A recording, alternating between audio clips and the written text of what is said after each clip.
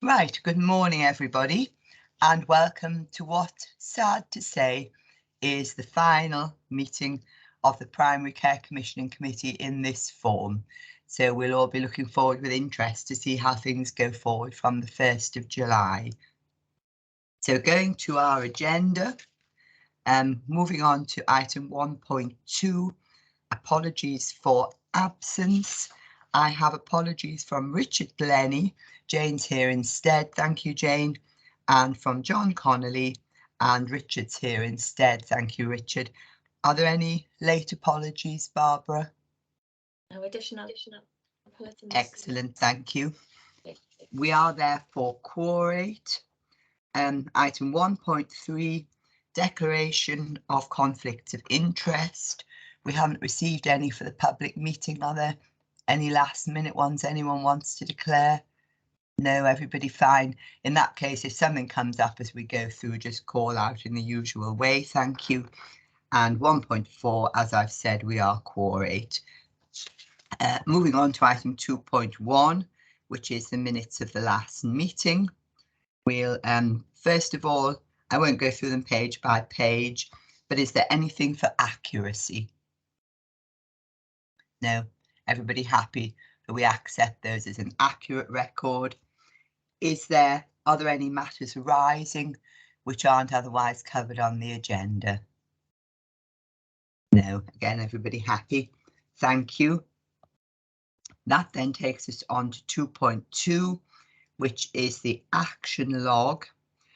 The amber one is the first one, which is recovery of practices, and that was presented October, and there will be an update today. Everybody happy with that? Good, thank you. And the other one has been dealt with, is green. No other comments on the public log. Thank you. That takes us on to the strategic section. 3.1 is the finance update, and Richard, you're going to do this for us. Thanks. Thanks, Janet.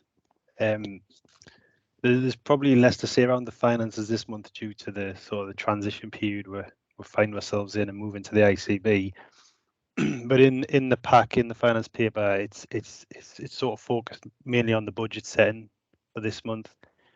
You know, and that reflects the financial arrangements and transition period we're in with the CCG moving to the ICB. So in the paper, you have a bit of context around so what the CCG will do for Q1 in terms of reporting. And just to recap on that, it's we'll receive a quarter of the planned budget we've put in as part of the wider ICB plan, and any balances against that Q1 budget will be adjusted to break even by NHS England. So they'll match up our allocation to our expenditure for that period. And those balances will move to the ICB to be picked up in the ICB position for the rest of the year. In terms of the wider sort of ICS planning, the planning deadlines for the ICS have now been extended to the 20th of June, and this is on the back of additional sort of national funding come in to help with things like inflationary pressures seen. I'm not sure this will impact on the sort of primary care delegated allocation because it's a sort of ring-fenced allocation, and a lot of it's nationally set price per head type expenditure requirements. But there is an expectation that the ICS position should improve overall with this release of this additional money.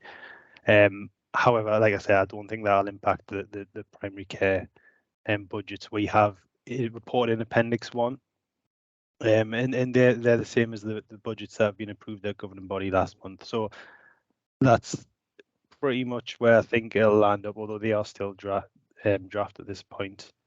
The paper goes on to a bit of detail, the assumptions that are covered in the budget setting. So the things like changes in QOF, changes to additional rules, reimbursement requirements this year, and then there's also the sort of primary care locally commissioned services as well, which are mainly all the same as in previous years. and we're still awaiting the confirmation of the GP forward view allocations that we normally get on a non-recurrent basis each year. But again, they are expected to continue next year, but they aren't, due to the financial arrangements, aren't going to be transacted until we are part of an ICB. So we'll get them in our place in the ICB. So for things like online consultation, GP fellowships, training hubs, practice resilience stuff, all that'll be there again, but it won't be transacted until we are part of the ICB now. Just to mention those, and that's pretty much all I was going to say. Janet, if there's any questions? Thanks very much, Richard. Yes, it is an unusual position, of course, for reasons you've given. Siobhan, I think you want to come in. Yeah, thank you, Richard. It's good to hear that they'll fund whatever we cost for the first 3 months. But does that still leave our deficit position in the primary care numbers? That was my first question. And just second, this might be more for Pamela. We're in the final year of the PCN DES now, 5-year contract. Is there work underway about what happens next after that? Just curious.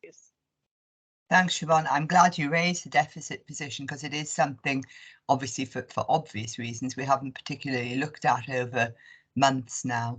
Over to you. Thanks, Richard. Yeah, so the deficit position that's on the bottom of page 5, I think you can see we've highlighted that gap between the nationally set delegated allocation and the current expenditure cost, and it's 4.6 million, and that is growing again from last year. Now this is funded through system funding in the current financial arrangements that has been over the COVID period, and that continues to be the case, and that's what's in the current plan. So it is funded, yeah, and any further balance, so if that increased further, yes, Siobhan, that would be funded at Q1, but that would move to a balance the ICB would have to deal with in the next year.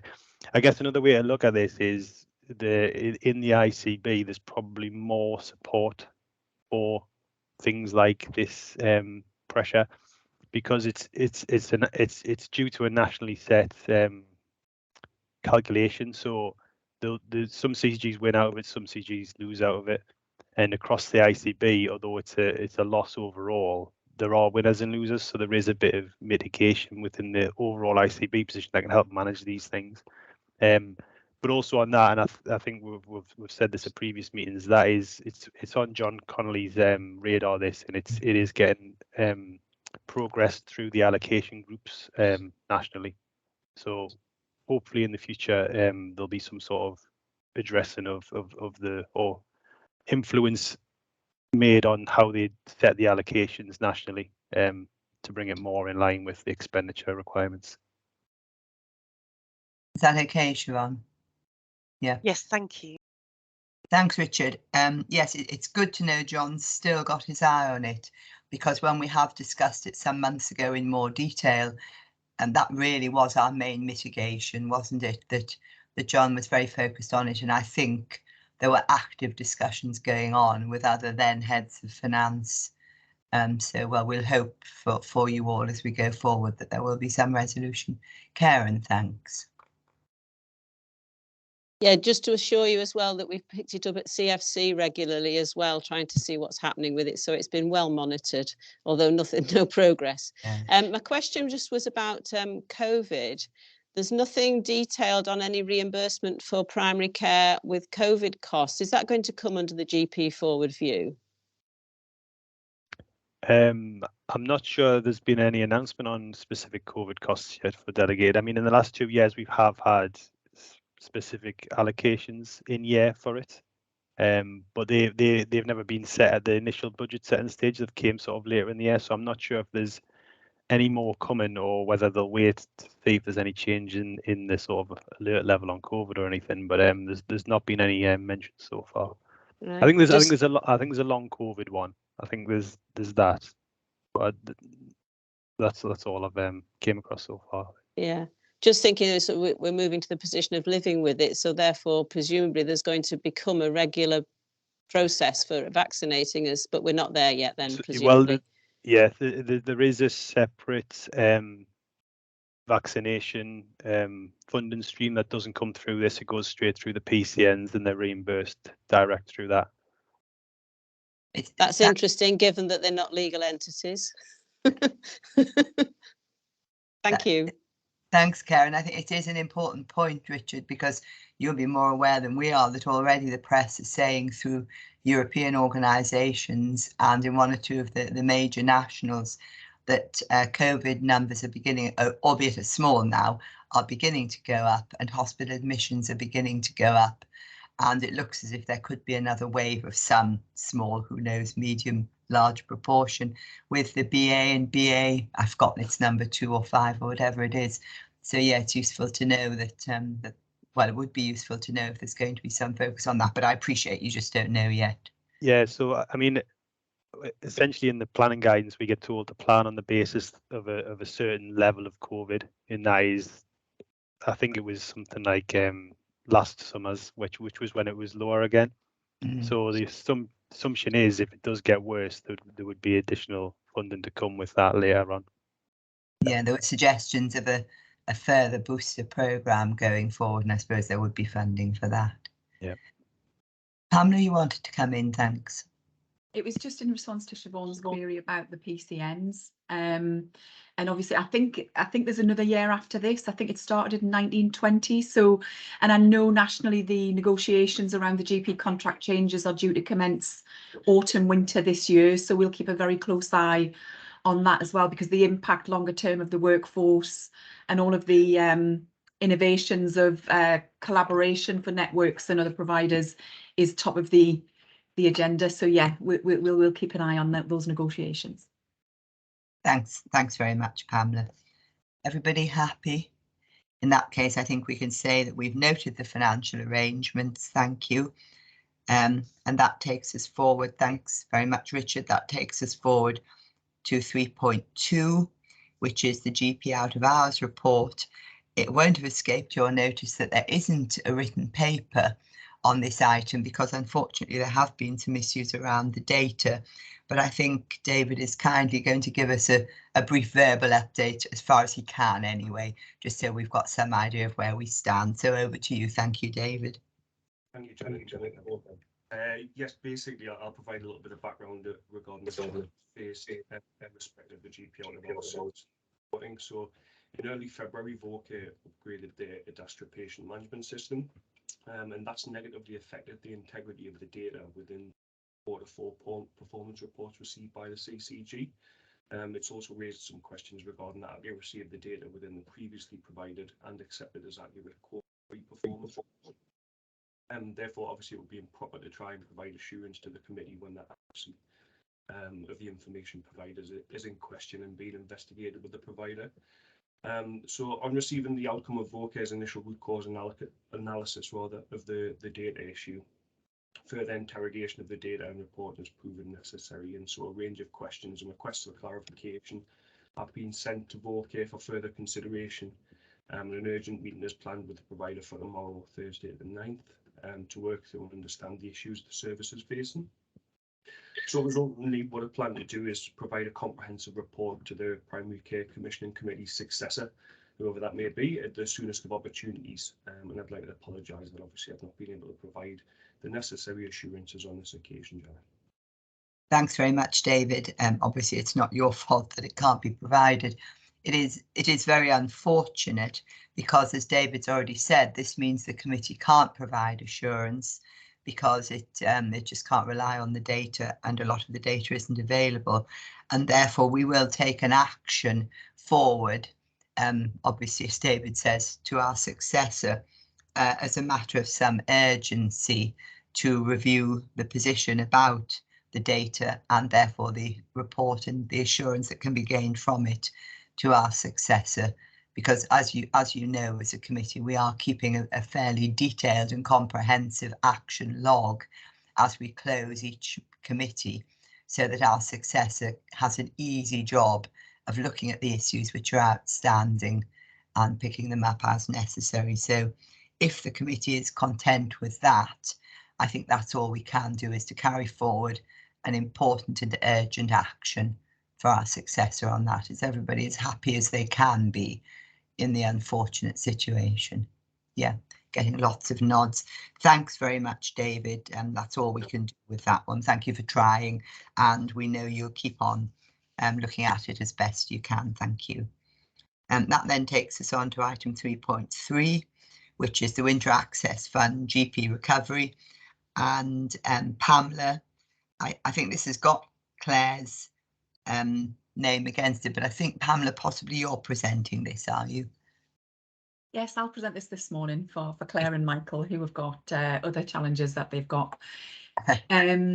So I'll share my screen. I'll go through some slides, just briefly giving you the background to the update we gave previously. So GP recovery, we've been monitoring GP recovery through the quality reports we've presented to the committee previously, and we are still awaiting the national publication of the quality and outcomes framework data for last year. So we don't have a full analysis when we compare to last autumn and the recovery from COVID, but that is ongoing and that's a priority for the team.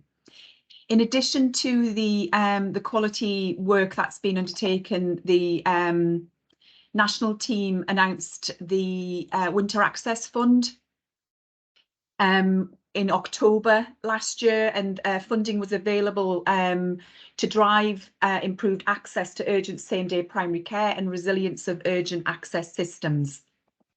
So of the £250 million that was made available nationally, Northumberland were awarded £1.4 million.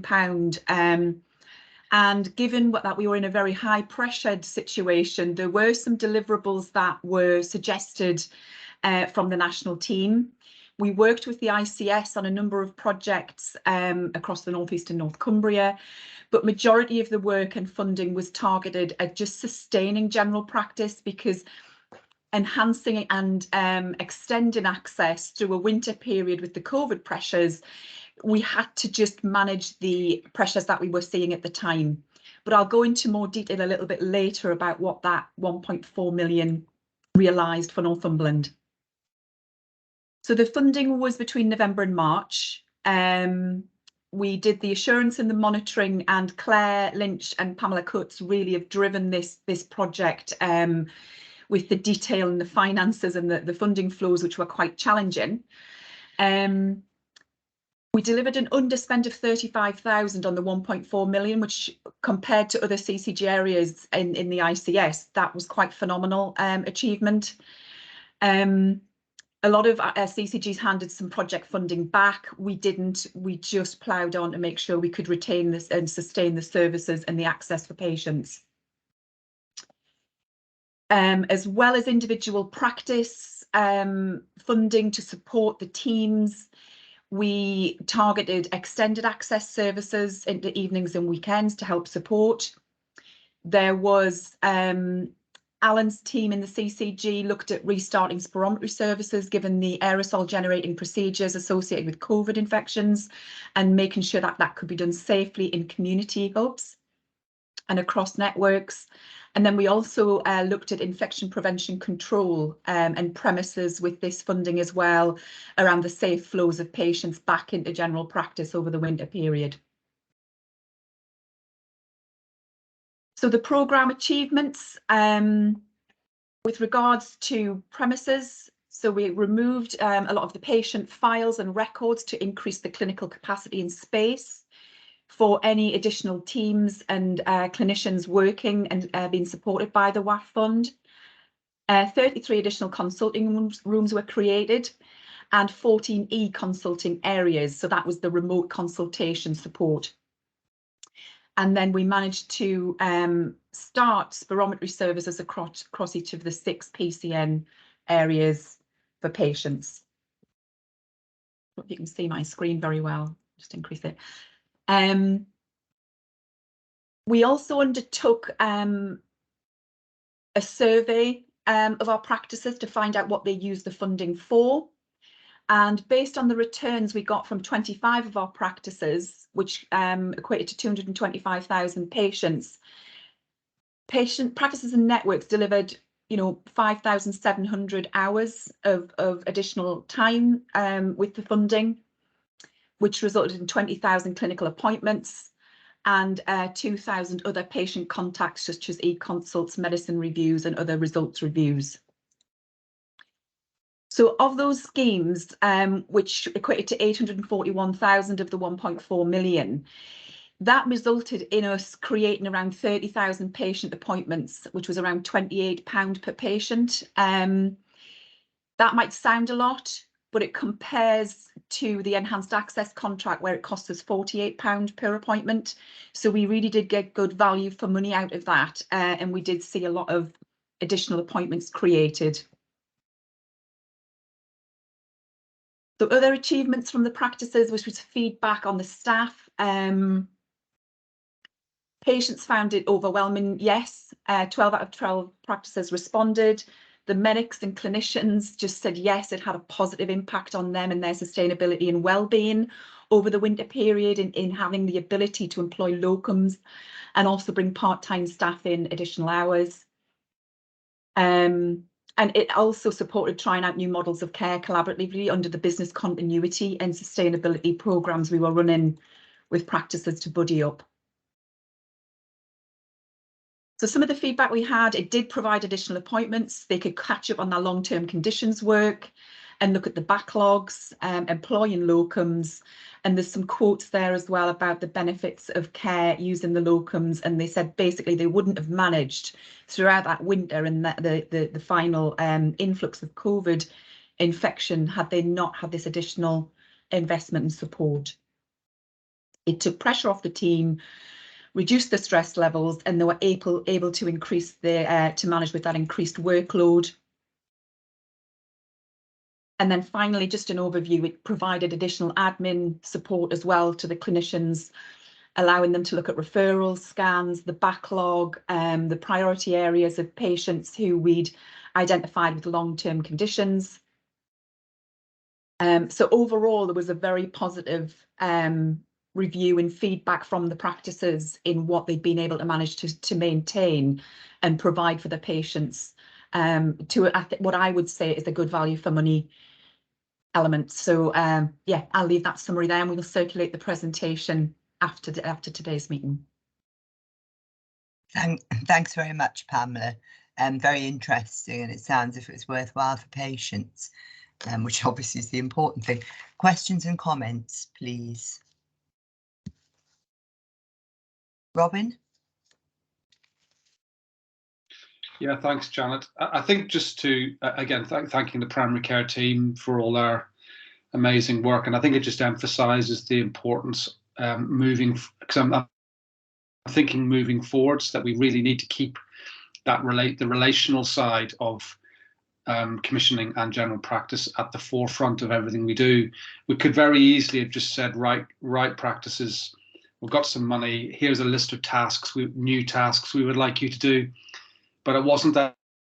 It was very much around supporting and sustaining general practice through a really difficult time. And I think that's come back in spades in terms of the affirmation that we've had, that was the right approach. And the fact that we spent most of that month, the majority of that money, is also a testament that actually we spent it in the right way. Yeah, so yeah, just wanted to thank the primary care team and Pamela. Thanks very much, Robin. And yes, please pass on the committee's thanks as well. I think it must be reassuring to patients. And I think the important thing, as you've said, Robin, is that as management goes up the line with the ICS, and we're looking regionally in many ways, it is so important to this committee that the place-based work, which is what affects 90% of the work of the NHS in general practice, that place-based work is not lost. And there is still enough of a relationship for the people managing the system to understand what's going to be of most benefit for patients actually at place level. So thank you all very much indeed. Thanks for that presentation, Pamela. Happy to note that. Yes, thank you very much, everybody. That then takes us on to section 4, which is the operational section. And first we have the 4.1, the estates CAMHS post-closure engagement following the surgery relocation. Now I've got Claire's name against this, but I think also Karen Spencer is attending. Is she with us, ready for this one? Barbara will dial Karen in once we've. I think, to be honest, the report's self-explanatory. It is brief. It's just an opportunity for the committee to raise any comments on the report the practices provided and ask questions. Thanks very much, Pamela. Yeah, it is a short report and it is self-explanatory. It's come to us perhaps a little later than it would in an ideal world, but when you look at the date, obviously you realise it's been a tricky time and it's been hard to get something together sooner. Is there anything anyone wants to raise before we ask Karen to join us? No? In that case, Barbara, if you don't mind dialing Karen in, and Claire can perhaps then go through the report, and well, Karen can make any points after that, and we'll open up for questions. So we'll just give Karen a minute to join us. I think Karen has joined us before, hasn't she? Yeah. Is he joining?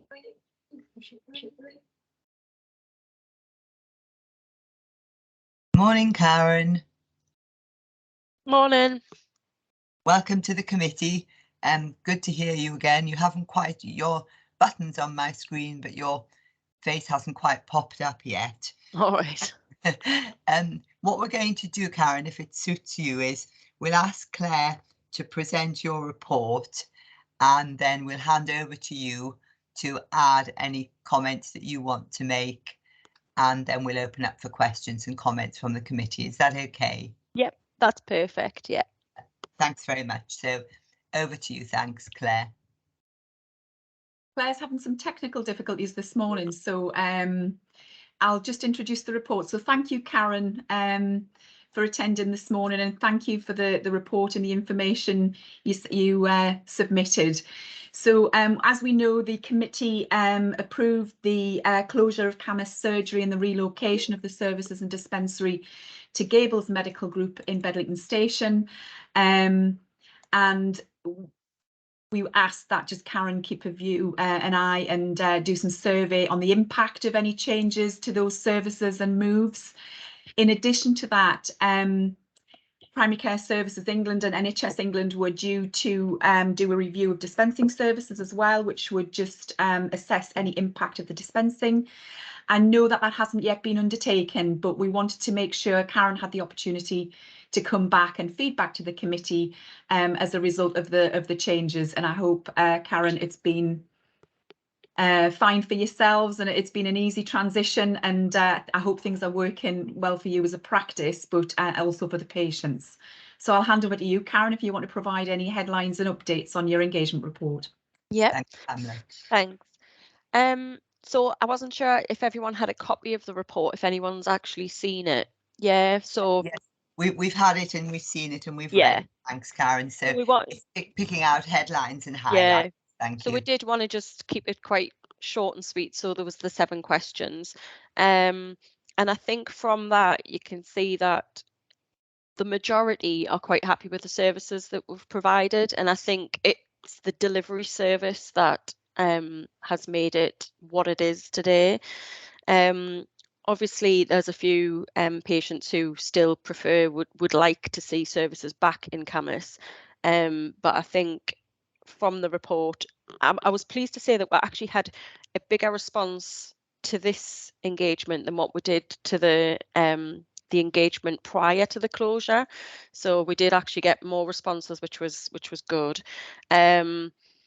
So yeah, I think we've had an extension which is finished now in the building. So we moved into that a month ago. So I think everything is, shall I say, smoothly running quite well.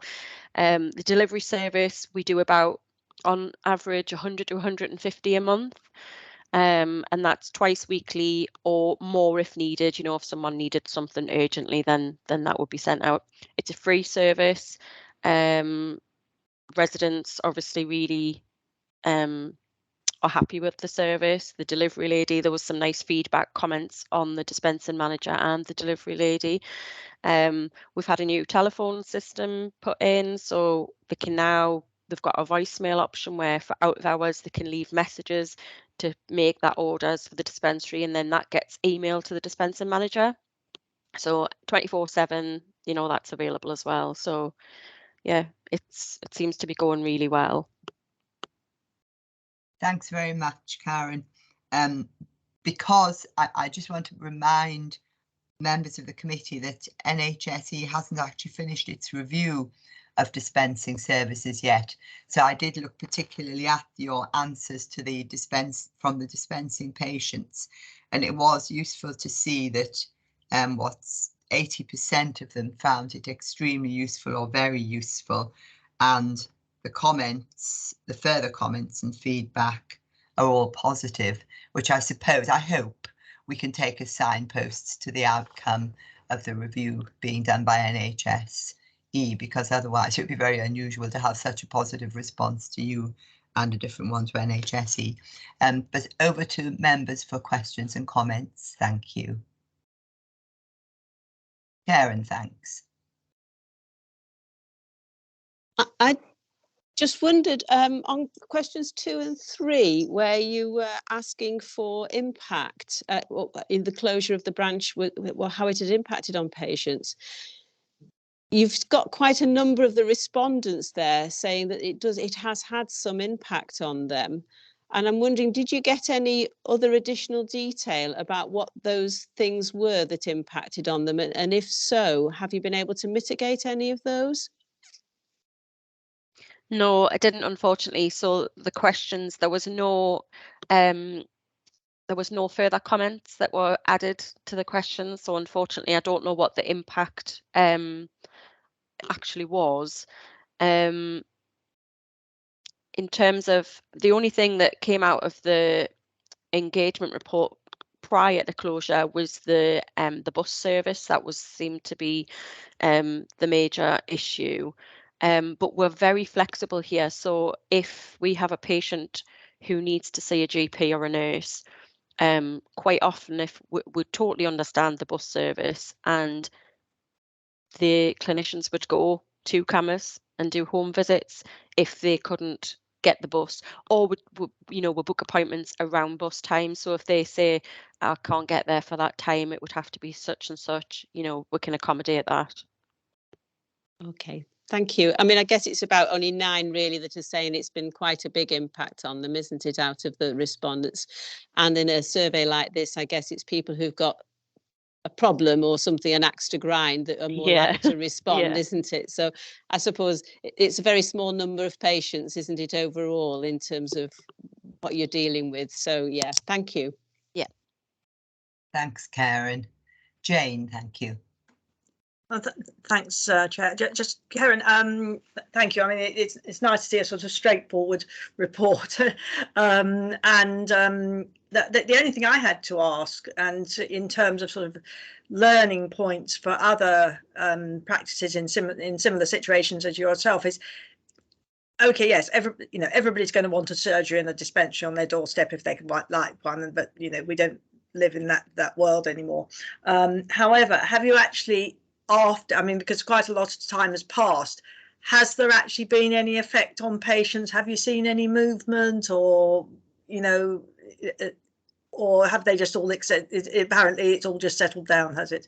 I think, yeah, it's just settled down. And like I say, since the closure, we had the delivery service in place because of COVID. And since we moved here after the closure, the delivery service increased. So there's more patients that require that, but it's absolutely manageable. So yeah, it's pretty calm. So managing with a delivery service was a very good move. Okay. Yeah. But you haven't seen masses of patients suddenly walk off to Boots in Ashington or anything? No, definitely not. No. Okay, thank you very much. Thanks very much, Jane. Anything from anybody else? No? In that case, thanks very much, Karen. It's been very useful, not just to inform the committee and to look at your particular issues and the outcomes, But as Jane touched on as well, it's useful. We do try and keep a list of areas of good practice and suggestions that we can pass on to other practices in a similar situation. So your work has been very useful from that point of view, as well as for looking at your particular position. So thank you very much for doing that, and thank you for coming to the committee. And as you perhaps know, this is our last meeting, so we'll take this opportunity to thank you for the work you've done and for visiting us. So thanks very much indeed. You're welcome to stay for the rest of the public meeting, although I appreciate you no doubt have other things you've got to get on with. Yeah, that's lovely. Thank you very much. Bye. Take care. Bye. Bye. In that case, are members happy that they've considered the findings and the feedback, and they've raised comments and questions? Yeah, thank you very much indeed. That then takes us on to item 4.2, which is the Elsdon Avenue update. And we've got somebody coming along to this, either Samantha Davidson or David Hedgecock. So, Barbara, do you know who you're dialing in for this one? Yes, we're going to have Samantha Davidson whenever you're ready for Sam to join. Brilliant. So again, we've got a report and papers here. Is there anything anyone wants to raise in advance before we ask Samantha to join us? No, everybody happy? Okay. And Jamie, I think you're presenting this together with Samantha. Would it be convenient to ask you to present the report first, or would you prefer Samantha to have an opportunity to present the report and you add on at the end? I think probably best to get to Samantha to do that, because this is mostly focused around the patient consultation work, which I'm not that involved in. So if that's all right. Yeah, that absolutely makes sense. Great, thanks very much. We'll wait until Barbara tells us that she's got Samantha there, and then we can move on. Thanks. Okay, we're just dialing her in now. No problem.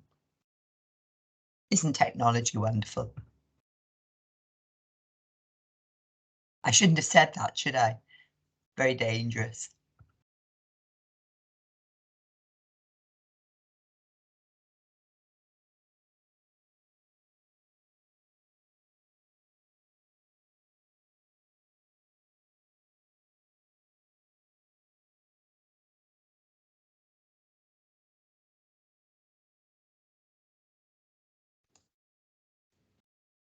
She coming? Good. This is where we need Marios with one of his jokes to fill in the time. Nothing like a psychiatrist with a joke.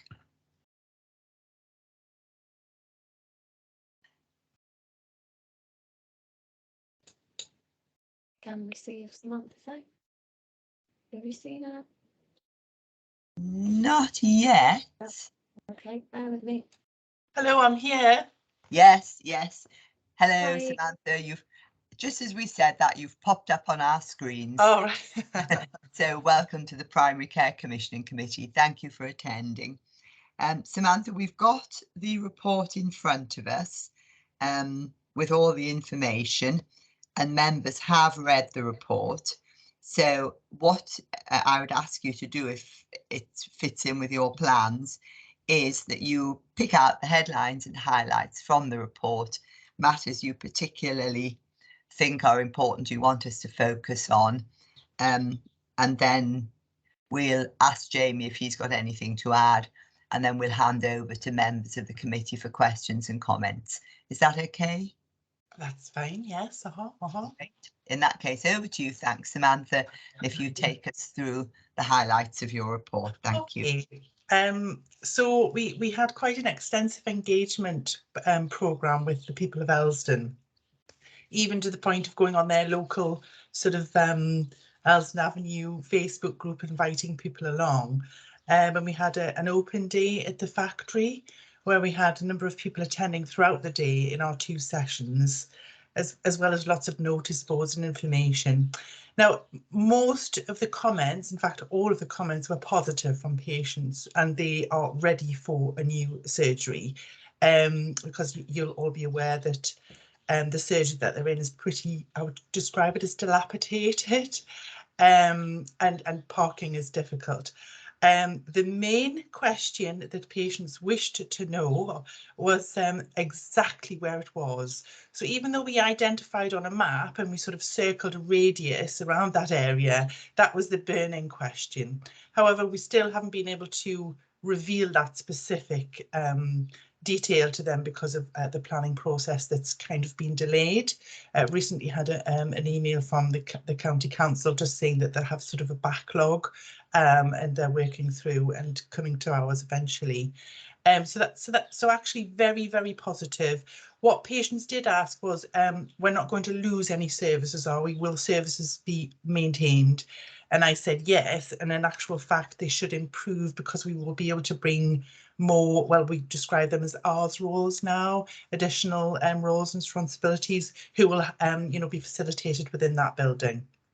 I think a particular issue is confidentiality with the current surgery as well. The waiting room is kind of in the centre with all of the clinical rooms surrounding it, and that will obviously won't happen in the new surgery as well.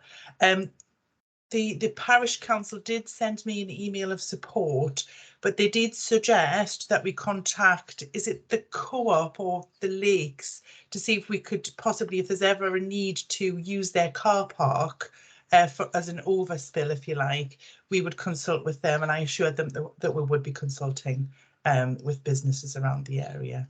However, the practice does come with parking spaces.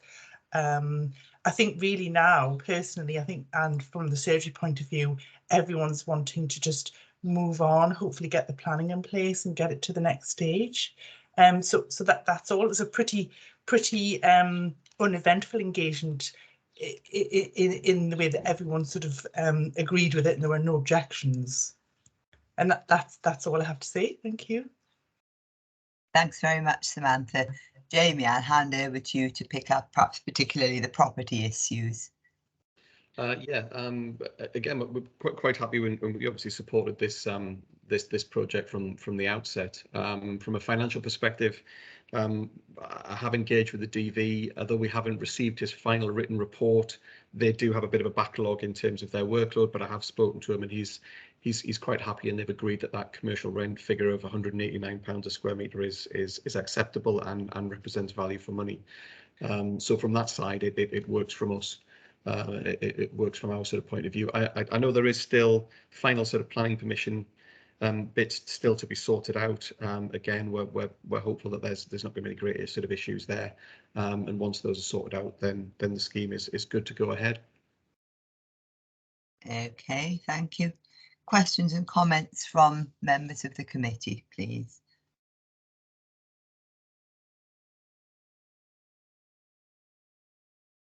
Karen, thank you.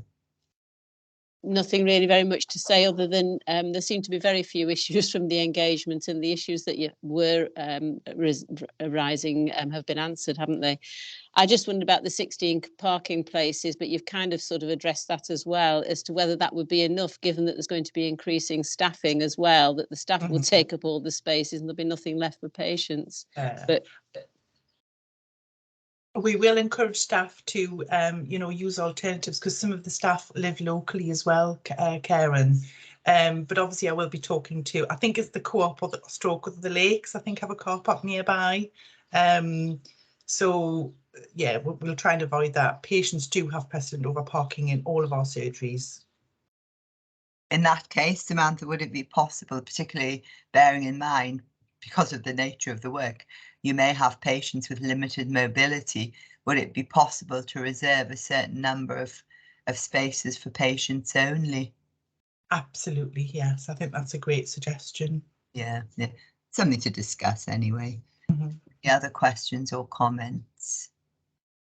No, I think it's clear from that, Samantha, that the report is clear. You've answered the conditions that were set originally.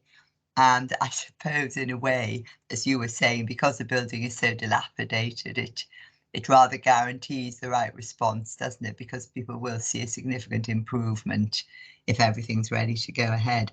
So what we're being asked to do is consider and comment on the response to conditions, and I think from silence everybody's happy that that is positive, and approve the application as detailed in the previously submitted option D from the last committee, that is at the end a full recommendation at the end of the report.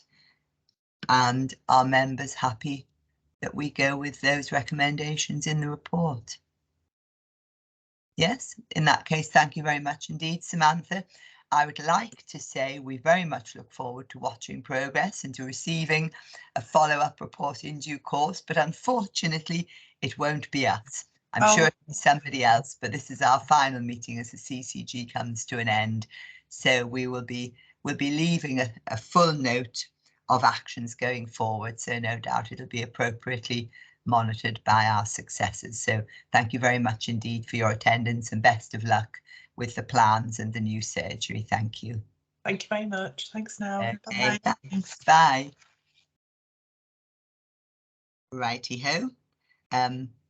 We're now moving on to item 5, any other business.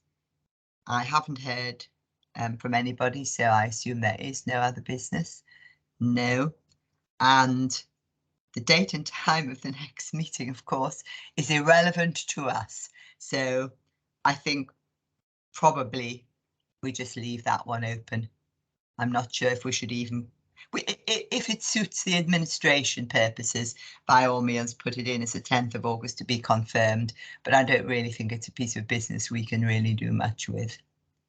So in that case, that concludes the business of the public section of the committee. And because it is our last meeting, I'd like to take this opportunity publicly to thank everybody associated with the committee for their input, their work over the many years I've been around now. And indeed, as Karen was saying, the 9+ years she's been around, because it's not just committee members who, of course, are essential in providing the scrutiny, the governance, the overviews and the decisions, and you've all played very important and different parts in that. But we also have a very large team of people behind us within the CCG, some of whom appear regularly at this committee, and thank you all, each of you, and Pamela as the leader and the rest of her team around her.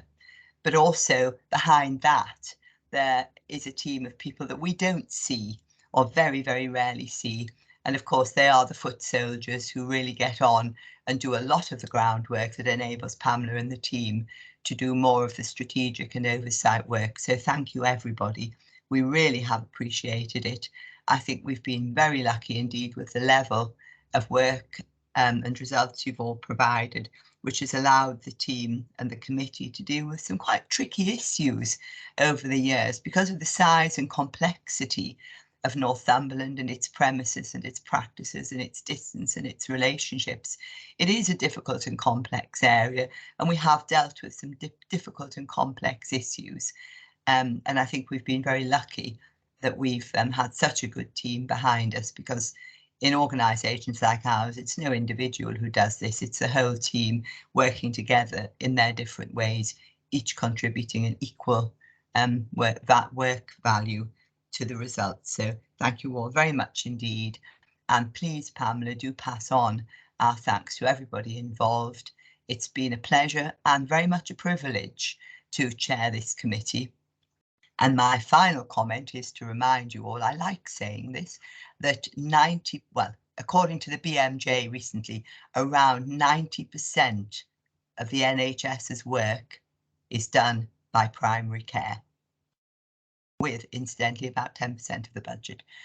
But that is a huge, huge proportion of patient contact is done by you at primary care. And therefore it has been a real privilege to be associated with the work that affects pretty much the whole of our population throughout the country. So thank you all very much indeed. What I'm going to do is say we'll take 2 or 3 minutes. Can we stop the recording now? Thank you. And I'll just tell you what we'll do next.